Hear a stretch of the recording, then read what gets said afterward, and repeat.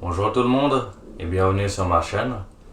Dans cette vidéo, j'ai envie d'aborder la question du karma, de comment je le vois, comment j'interagis avec ce concept dans ma vie, comment l'utiliser dans notre évolution spirituelle, et je vais aussi aborder ce qu'il n'est, à mon avis, pas, parce qu'il est très souvent vulgarisé ou simplifié d'une manière qui, je trouve, enlève vraiment l'intérêt de la question. J'ai le sentiment que pour beaucoup de gens, le karma c'est une sorte de calculatrice divine où on reçoit des bons points et des mauvais points en fonction des actions qu'on va faire et qu'à un moment donné on va être soit récompensé, soit puni pour le total des actions qu'on a accomplies. Et c'est à mon avis vraiment trop réducteur. Moi je vois plus ça, et de ce que j'en ai compris, c'est aussi une vision qui se rapproche plus de ce qu'on peut retrouver dans le tantra non dualiste. Mais mon but ici n'est pas d'expliquer de manière précise la vision tantrique non dualiste. C'est vraiment partager mon opinion de ce qu'est le karma. Je dirais que pour moi, le karma, c'est avant tout comprendre qu'il y a une empreinte en nous de qui l'on est, de qui l'on pense être, une empreinte liée à notre vécu, à notre histoire qui peut être familiale, qui peut être au niveau d'un pays, au niveau d'une civilisation, des vies antérieures même, et qu'en fait cette histoire laisse une empreinte en nous, et cette empreinte va influencer la manière dont on va interagir avec le monde. Elle va servir plus ou moins de filtre à la manière dont on perçoit le monde. Et comment expliquer ça de manière peut-être différente? Imaginons simplement que au fil de notre vie, on accumule des expériences, des blessures, des amours, des choses qui vont interagir avec nous, qu'on va les interpréter de telle manière, qu'on va les intégrer de telle ou telle manière selon une personne ou l'autre. Et cette intégration va laisser une empreinte en nous qu'on peut imaginer énergétique, psychologique. Moi personnellement, j'ai tendance à tendre de plus en plus vers une vision vraiment non duale, où le matériel et l'immatériel sont vraiment en relation et ne font qu'un.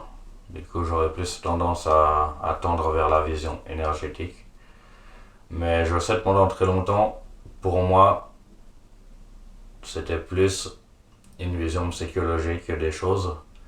Et en fait, peu importe le placement qu'on prend par rapport à ça, le concept est utile, on peut travailler avec. Et c'est pas très important au final. Je pense que chacun va interpréter ça à la manière qui résonne le plus avec lui.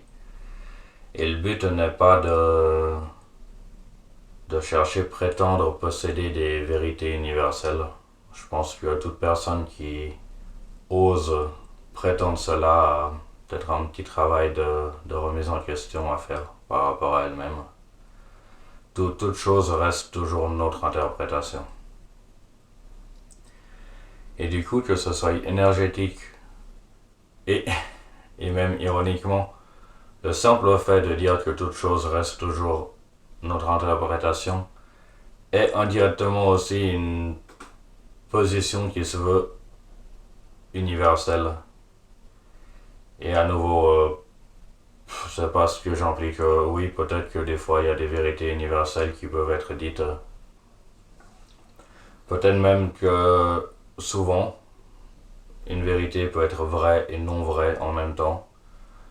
Plus je m'intéresse à la spiritualité, à la non-dualité, à ce genre de choses, plus je me rends compte vraiment de l'importance des paradoxes, d'accepter les paradoxes et d'être prêt à fonctionner avec eux. Donc pour revenir au karma,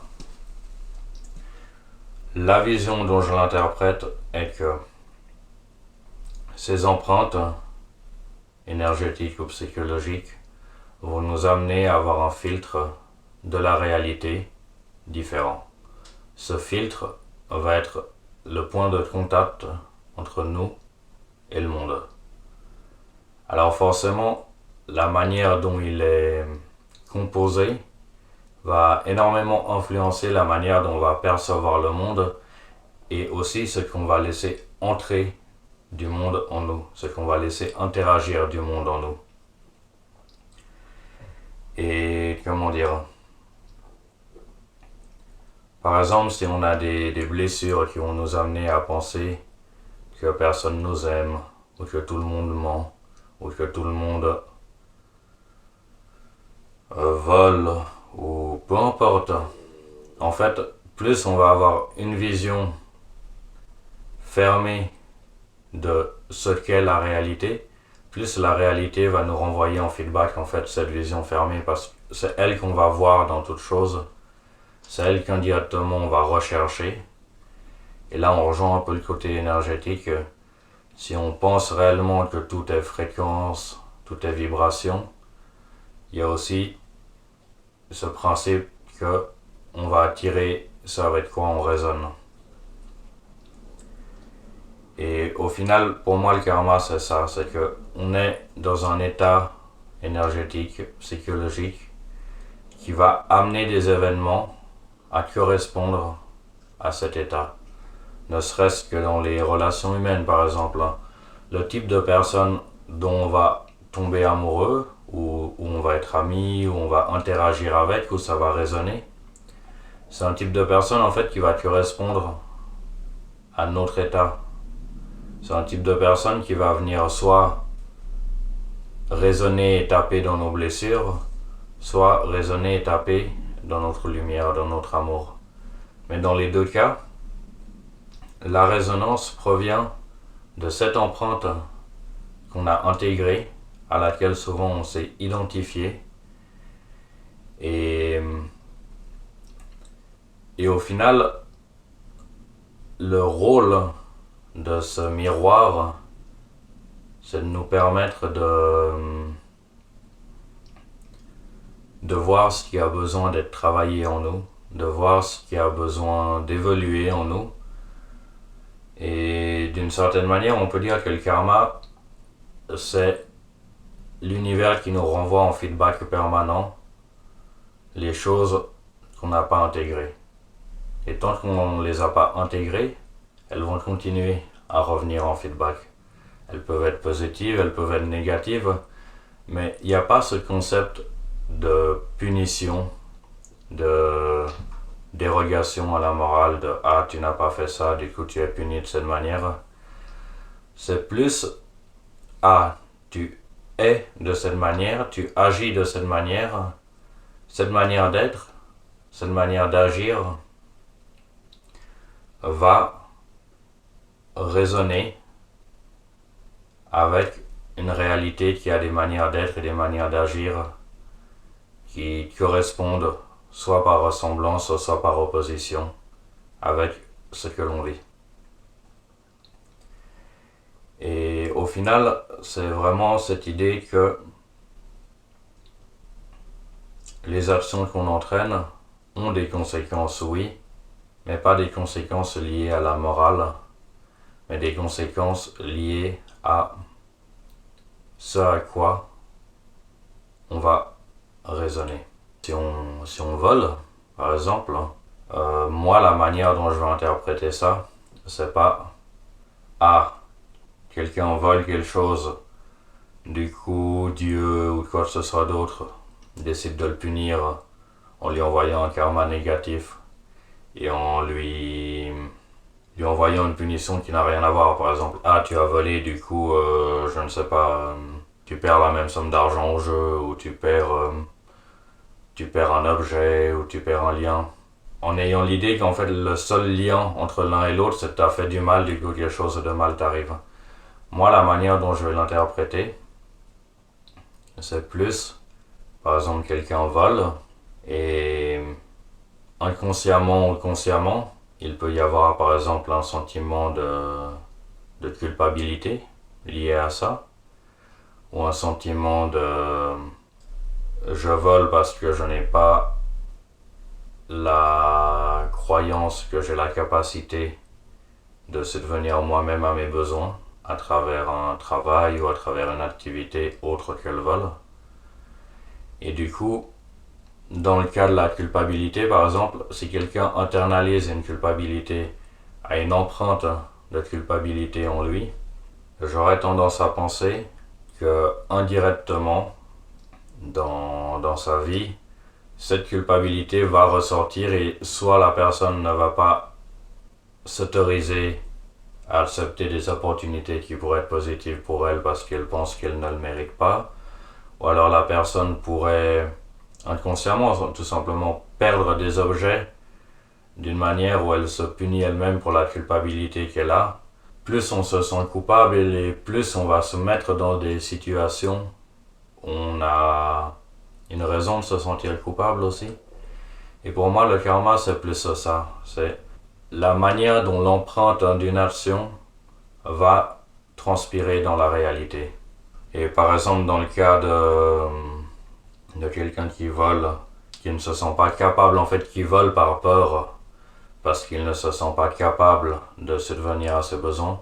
Pour moi, dans cette situation, ça serait par exemple le fait que la réalité, en fait, va tout le temps lui renvoyer le fait que oui, s'il ne vole pas, il ne sait pas subvenir à ses besoins. Et c'est le seul moyen qu'il a de le faire.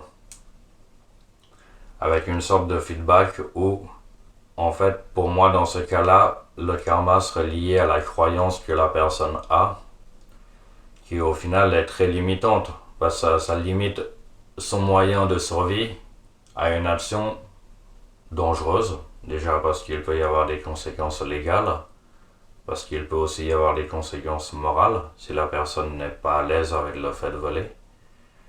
Aussi simplement parce que dans les interactions humaines que l'on a, les gens vont aussi remarquer des patterns. Par exemple, si quelqu'un de kleptomane risque de perdre des amis ou de perdre des liens à cause de ça. Et pour moi, le karma, c'est ça. C'est à ce moment-là, la personne, en fait, s'enferme dans une pattern qui a des conséquences. Ces conséquences sont liées aux croyances que la personne a sur elle-même et pas à un juge divin qui va punir cette personne. Au final, la personne se punit elle-même à travers les limitations qu'elle s'impose dues à ses croyances. Et pour moi, voir le karma de cette manière, c'est très libérateur parce que déjà, ça nous enlève de la position de victime. Parce que s'il y a un juge extérieur qui nous punit, on est en victime. Mérité ou non, ça c'est une croyance qui dépendra des personnes, mais ça nous place en position de victime. Par contre, si on comprend que le karma, c'est vraiment au final juste un miroir des empreintes auxquelles on s'est identifié, auxquelles on a laissé la place en nous d'influencer notre vie de manière souvent involontaire, en fait, ça nous met face à la situation où, on se dit, là, dans ma vie, il y a ça qui va pas, il m'arrive toujours ce même genre de choses.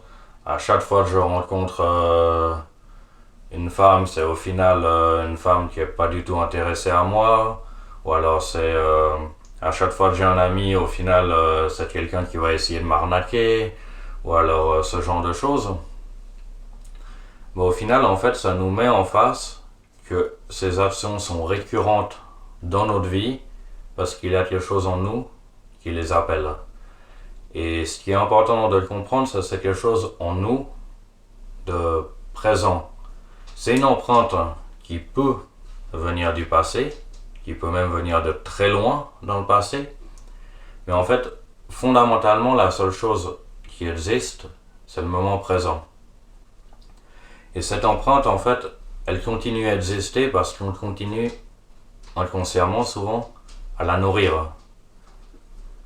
Et le nœud karmique à défaire, le nœud qui est entretenu, c'est celui en fait de l'identification à cette vibration, à cette blessure, à peu importe la manière dont on veut l'évoquer. Je pense que les mots ne sont pas très importants ici, dans le sens où,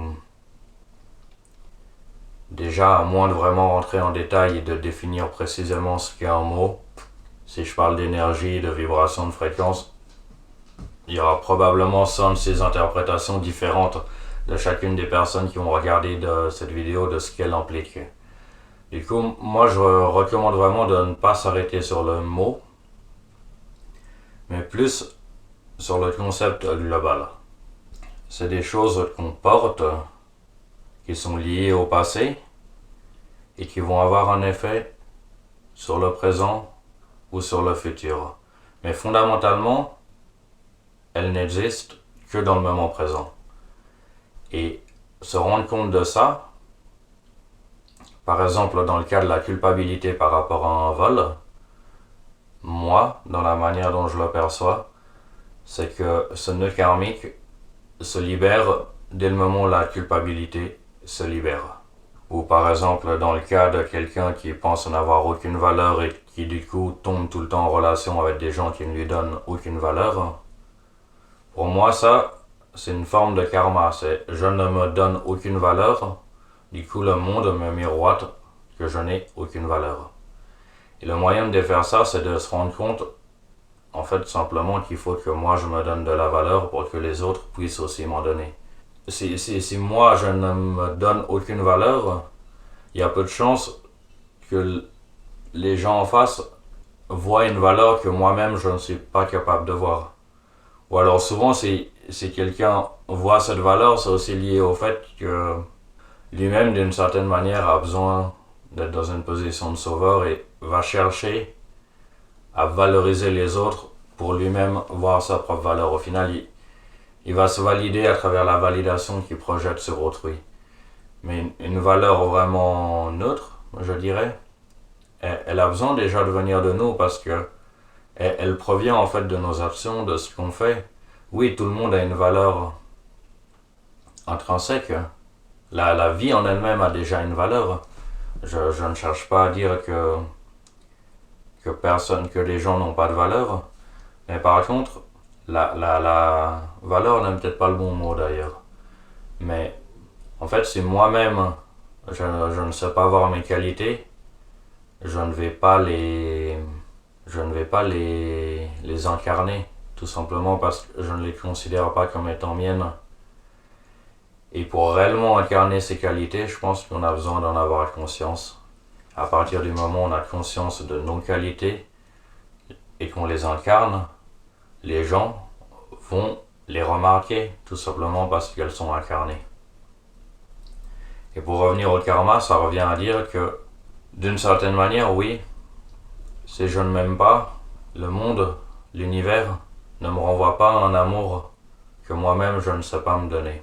Et c'est quelque chose que j'ai beaucoup remarqué en parlant avec des amis, des connaissances, c'est que vraiment les gens ont des patterns très propres à eux-mêmes dans leurs relations au travail, dans leurs relations amoureuses, dans leurs relations amicales.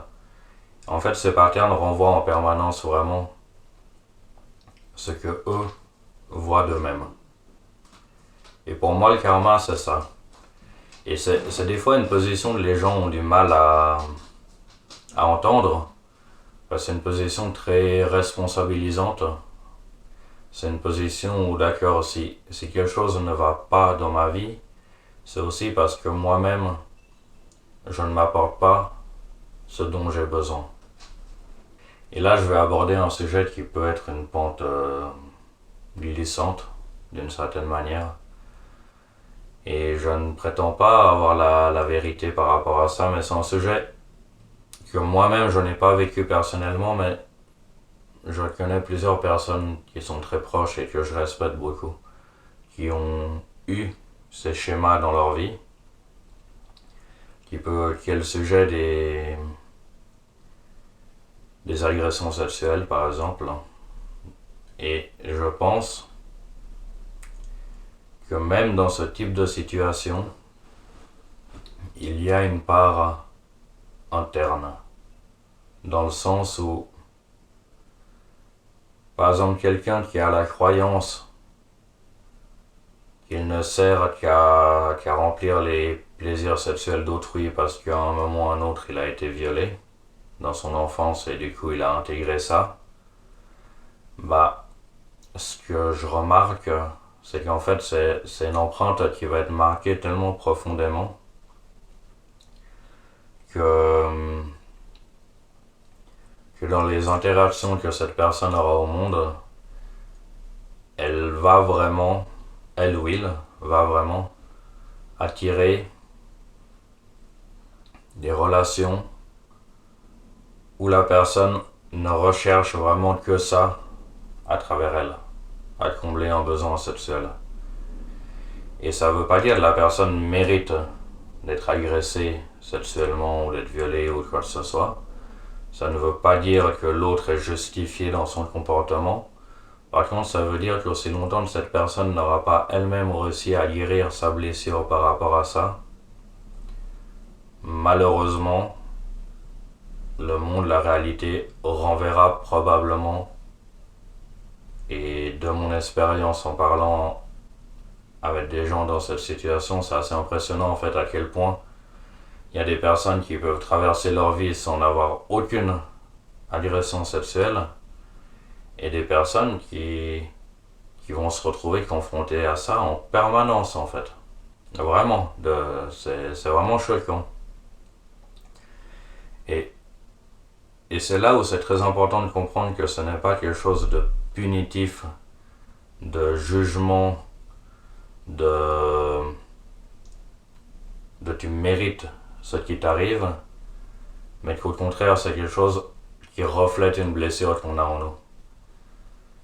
Parce que ça nous fait comprendre que oui, c'est une situation récurrente, nous arrive, on a notre part de responsabilité là-dedans, mais ça nous fait aussi comprendre que en fait cette récurrence est là uniquement pour nous permettre de voir qu'il y a quelque chose en lien avec ça qui a besoin d'être guéri en nous, qui a besoin d'être travaillé en nous.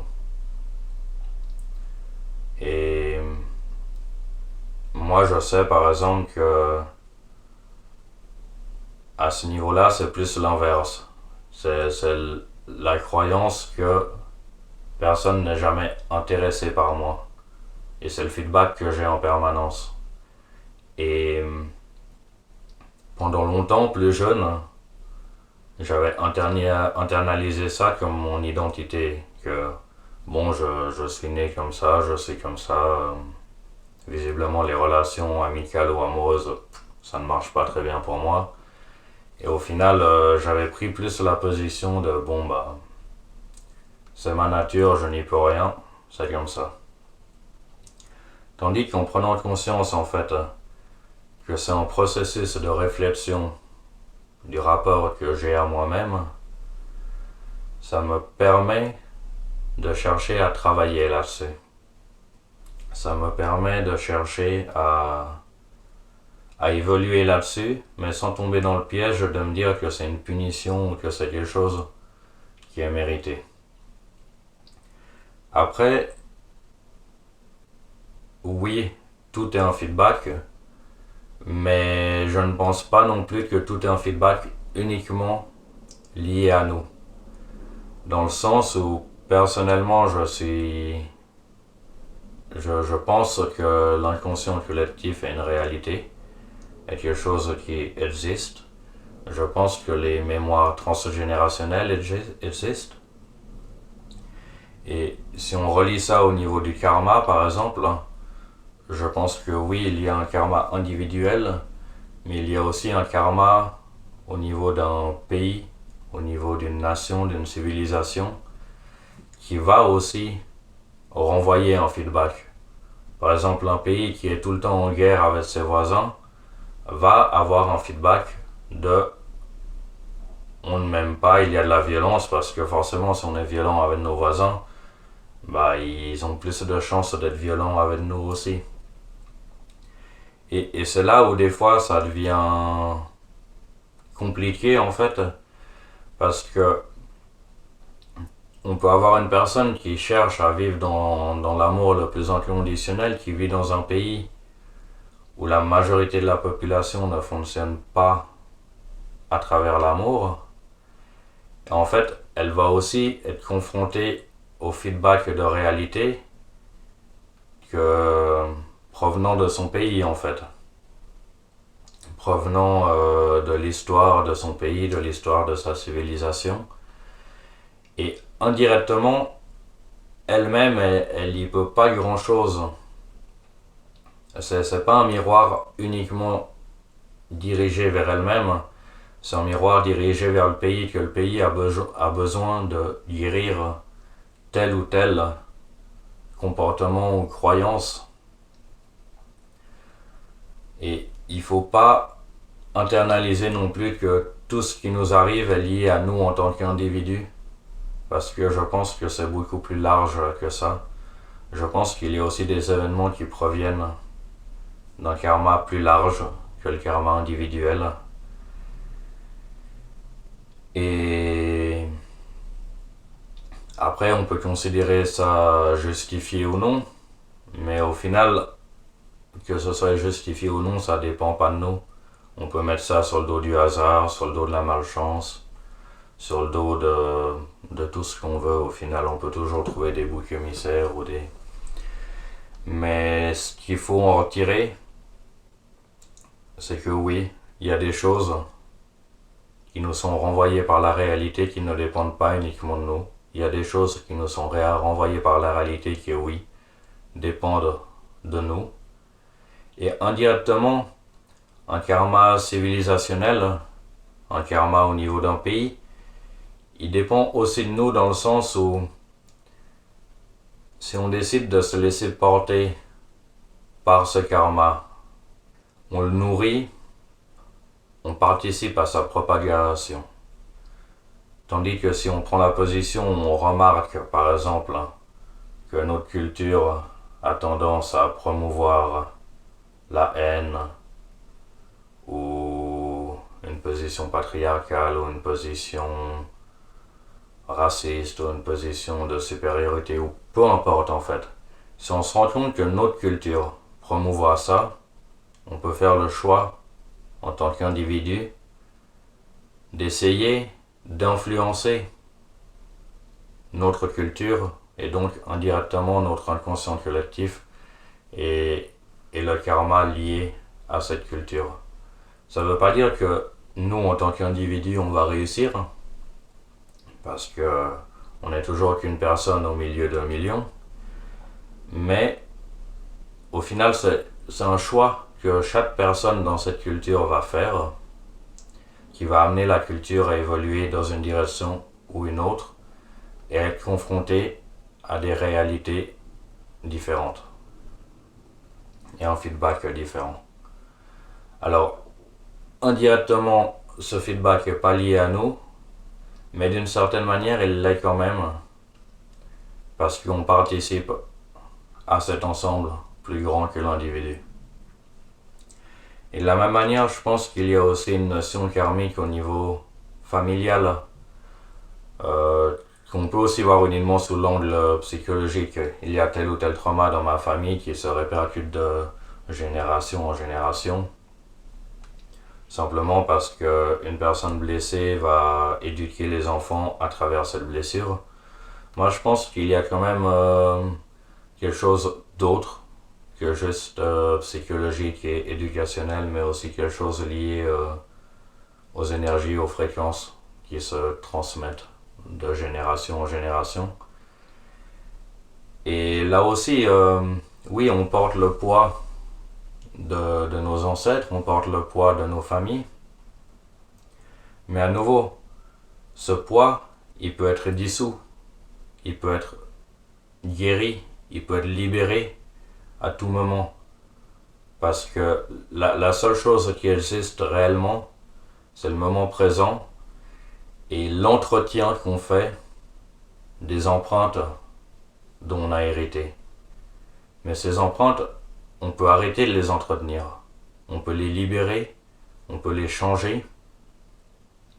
À partir du moment où on change cela, le karma se libère. Dans ma vision des choses et dans mon expérience des choses. Et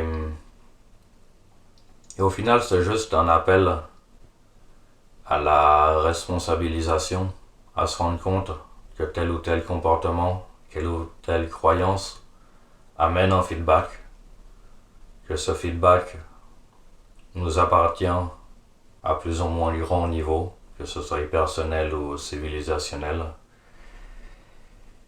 et qu'on a la capacité de s'en libérer, qu'on a la capacité de ne pas être toujours en position de victime. Au final, la pire chose qu'on puisse faire, à mon avis, c'est se voir dans la position de victime. Parce que la position de victime, c'est celle qui a le moins d'impact, qui a le moins de reconnaissance du pouvoir qu'on a sur notre situation. Et plus on arrive à en sortir, et plus on arrive à se dire d'accord, j'ai un impact, j'ai une capacité à fonctionner, non pas comme victime, mais comme créateur. Cela est très libérateur à mon avis, et c'est vraiment là où on va libérer le plus de ces blessures karmiques, transgénérationnelles ou quoi que ce soit. Du coup voilà, je sais pas si j'ai été clair, j'espère l'avoir été. N'hésitez pas à me poser des questions dans les commentaires, j'y répondrai avec plaisir. Je voulais aussi renouveler mon invitation à me contacter si vous avez envie une fois de faire une vidéo, une collaboration avec moi ou un partage d'expérience. Je suis vraiment à la recherche de personnes qui ont envie de partager. Pour ceux qui sont intéressés, il y a aussi toujours la possibilité de rejoindre mon Patreon, où je propose un Telegram privé où on peut interagir avec moi de manière régulière. Actuellement, on est 3 dans le Telegram, du coup, c'est des conversations assez intimistes, mais intéressantes à mon avis. Du coup, n'hésitez pas à nous rejoindre. Il y a aussi la possibilité, une fois par mois, d'avoir un Zoom live avec moi, pour ceux qui s'intéressent dans le Patreon, où on discute un peu des choses qui nous travaillent en ce moment les uns les autres, et où j'essaye de répondre autant que possible aux questions que vous pouvez avoir. Alors voilà, à très bientôt pour une nouvelle vidéo, et merci à tous ceux qui ont pris le temps de m'écouter. Bye bye.